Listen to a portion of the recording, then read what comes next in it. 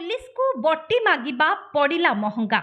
3 जण युवकंकु गिरफ कला खैरा पुलिस। गिरफ अभियुक्त मानक निकटरू गोटे बंधुक नगद 700 टंका समेत किछि मारणास्त्र जबत करा जायछि। बालेश्वर जिला खैरा थानार एसआई संजीव खुंटिया गतकाली विलंबित रात्रि रे साधा पोशाक बाइक रे पेट्रोलिंग करुवा बेले 3 जण युवक आईआईसी संजीव को गाड़ी को अटकाई टंका मागिथिले। फल संजीव संगे संगे खैरा आईआईसी सुचंद्र महालिक को सूचना देथिले।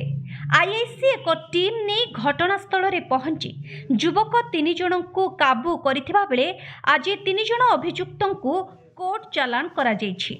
तेबे एही 3 जन युवकों नाम रे सोर, औपदा, खैरा और भुवनेश्वर रे विभिन्न थाना रे मामला थिबा सूचना मिलिछि। विशेषकर रास्ता रे जाउथिबा पथचारी को एही युवक माने टार्गेट करी छिनताई एवं लूट करिथांती बोली सूचना मिलिछि। Bureau report, live news.